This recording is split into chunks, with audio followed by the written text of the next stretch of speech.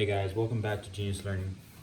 I want to take a look at some trig integration, and as nasty as this thing may look, it looks pretty nasty, but it's tricky and it turns out to be really simple. So let's get started. So I look at this, and the first thing I want to do is rewrite these terms with trig identities. So let's do this. We're going to rewrite everything in here.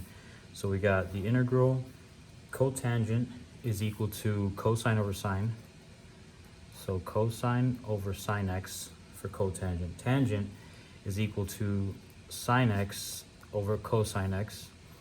And secant is equal to 1 over cosine x. And on the bottom, we still have sine x, okay, dx. Now, it's a little bit more clear here what things can cancel out, but let's be smart about this. And also, with practice, you'll be able to see what you should cancel and not cancel out. And so, now that you have this, let's put this sign up here on the top. All right, we're gonna flip it like it's a fraction. So we're gonna have cosine x, sine x, sine x, cosine x. So nothing has changed. I'm rewriting the top. Okay, and then I'm gonna flip this up to the top. So this is over 1, and then it'll be 1 over sine x. Okay, so we have this now. Now, more practice will lead you to see this problem and see what ways you can go about it that'll make it easier for you. So for now, I'm just going to show you shortcuts that I already know for this problem, but in the future, if you're asking how did you know, it's trial and error. You just got to keep doing problems like this. All right, so what I'm going to do is I'm going to go ahead and cancel sine and sine, right? So this and this one on the top. And so now we're going to be left with cosine x, sine x, which is this one. And we got nothing but these two cosines on the bottom. So I'm going to write 1 over cosine squared x dx. And you can see how we could still cancel out a cosine, but let's keep it there, and I'll show you why now. So I'm just going to box this up. This is the final rewrite of this side here. And now let's start the problem. So we're going to rewrite this, or better yet, I'm going to show you a little trick how to rewrite this just how it is, slightly different way. So I'm going to do the integral. I'm going to leave this 1 over cosine just where it's at, and I'm going to put this on the bottom like a fraction. So I'm going to do 1 over cosine squared x, right? This stays the same. This, because it goes down as a fraction, you have to flip it. So let me show you what I mean. I'm going to put sine x over cosine x dx. So if I flip this fraction here up to the top, I'm going to have cosine over sine just like I had here. So this and this is exactly the same thing. So it's written different. Okay, and now what this will allow us to do is rewrite this as 1 over cosine is secant. So it's squared. We're going to write secant squared x over this right here is tangent, sine over cosine. So tangent x dx. Okay, and from here, I want to rewrite this secant squared. All right, we're going to use identity. So we're going to use, let's write it over here. So cosine squared x plus sine squared x is equal to 1. And since we want secant, or let's just divide everything by cosine. So if we divide everything by cosine squared, right here, let's just write it out. Okay, so here we're going to get 1. Here we're going to get tangent squared x, and here we're going to get secant squared x. So secant squared x is equal to all this. So let's write that down up here. And so we're gonna have, let's draw an arrow to each thing. We're gonna have on the top 1 plus tangent squared x over tangent x dx, right? So now if I separate the bottom into into two fractions, then this is gonna be 1 over tangent, and this is gonna be tangent squared over tangent, which one will cancel out. So we're gonna have integral of 1 over tangent, I'll just write it out. So 1 over tangent, I'm gonna write 1 over sine x over cosine x, right? This down here is tangent, and then plus tangent squared over tangent, there'll only be 1 left on the top. All right, and then finally, I want to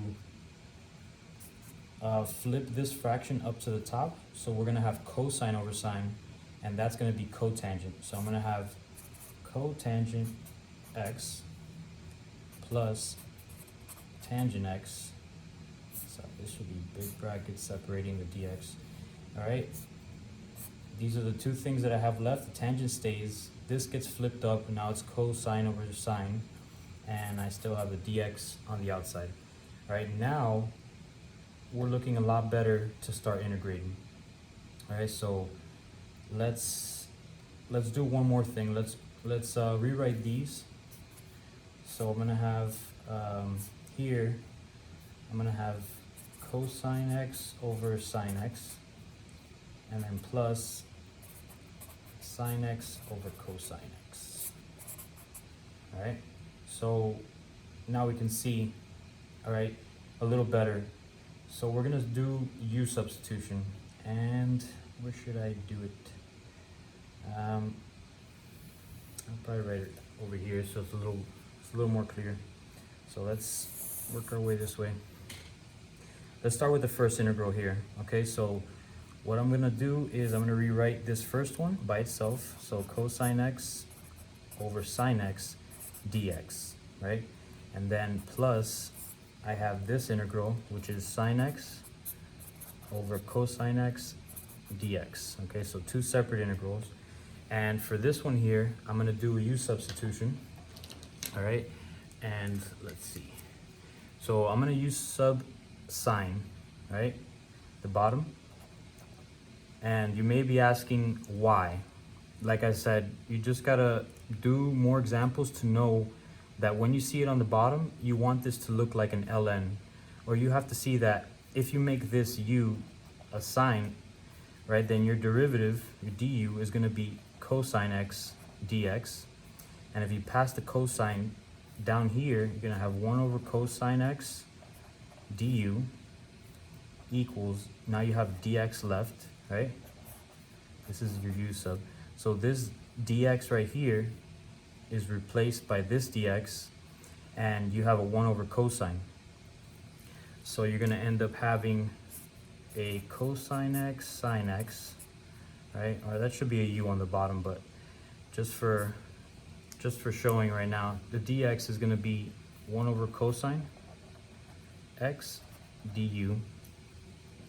Okay, so you can see how the cosines are gonna cancel, and what you're gonna be left with is the integral of 1 over u du. And that's a good place to be. You want that because we know the integral of that. So looking at this and knowing what to u sub is important.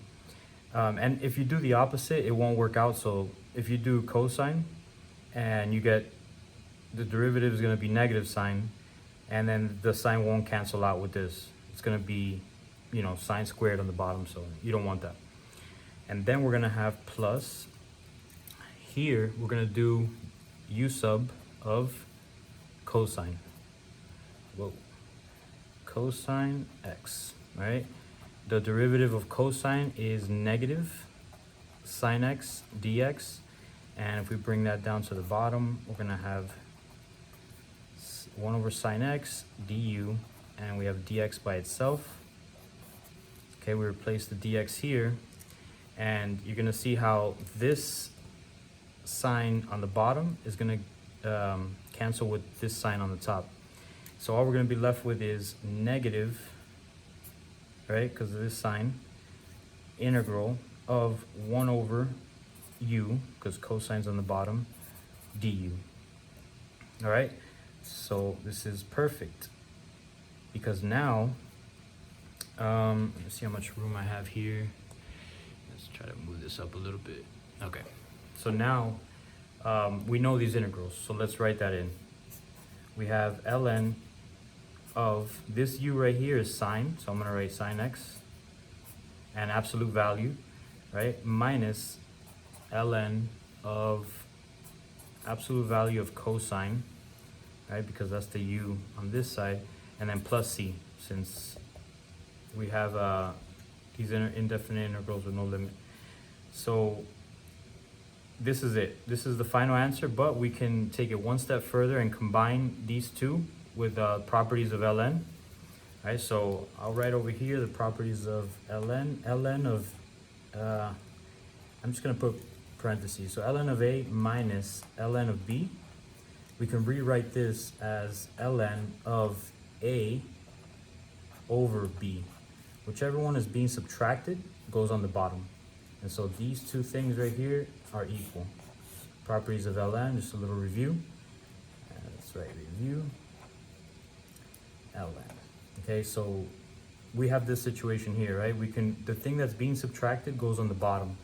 And so when it goes on the bottom, it looks like we have ln of the sine goes on top and the cosine on the bottom, right? We still have plus c. And if you take a look, I'm gonna move this up a little bit. If you take a look here, this is tangent. So it actually works out nicely in that we have the ln of tangent plus c. And that's it. So the main thing to do and understand when you have, you know, trig integrals like this is always rewrite it and see what's inside, see what you can cancel. Sometimes cancel everything out and see what you're left with. And the more practice you do on these integrals, the more you'll see that maybe if I leave 1 or 2 there, it'll help me when I do stuff like flip it from this situation here to this, where you have that and a fraction on the bottom, and then you can rewrite it like this, use other identities, right, like a regular, you know, cosine squared, sine squared equal 1, open it up, and then you might get things that could actually work out.